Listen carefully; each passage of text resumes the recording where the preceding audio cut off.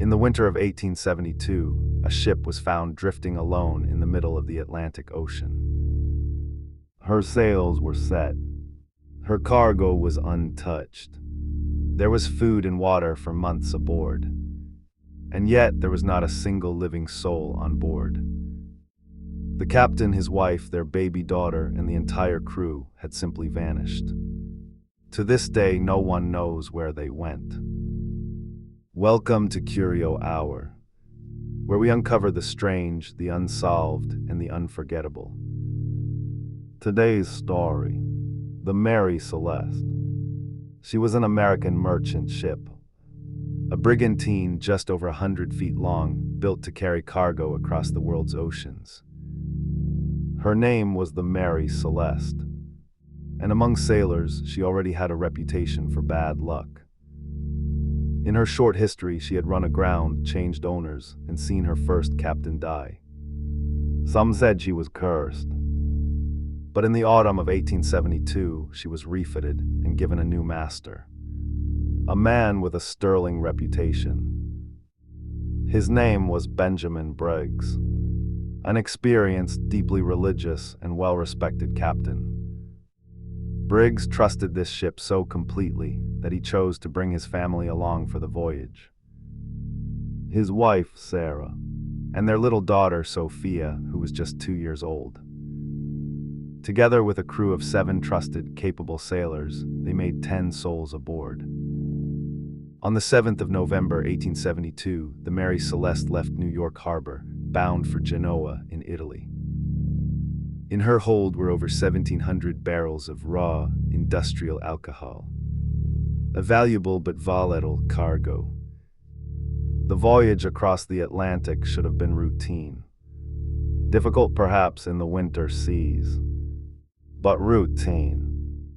The Mary Celeste sailed east and out of sight of land, and for nearly a month no one heard anything at all. Then on the 5th of December, another ship, the Dei Gratia, was crossing the same waters between the Azores and Portugal. Her captain spotted a vessel in the distance, moving strangely, yawing, drifting, as though no one had a firm hand on the wheel. As they drew closer, they recognized her.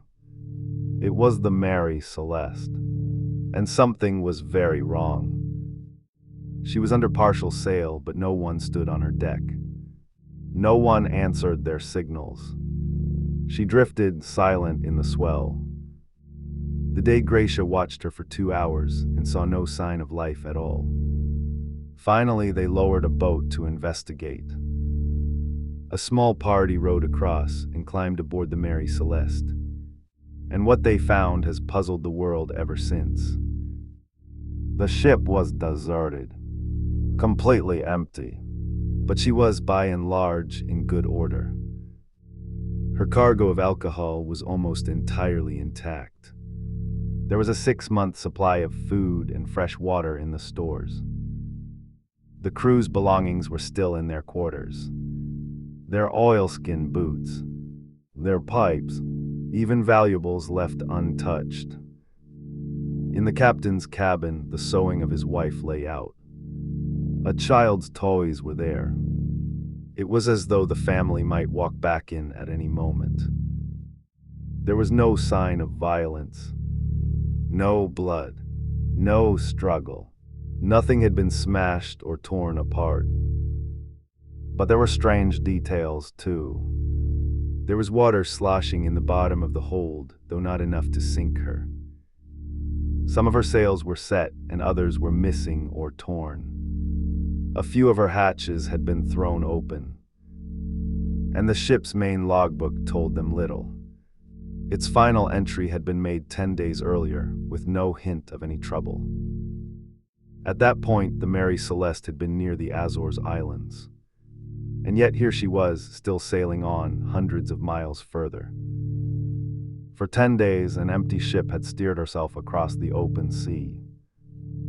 But the most important clue of all was what was missing.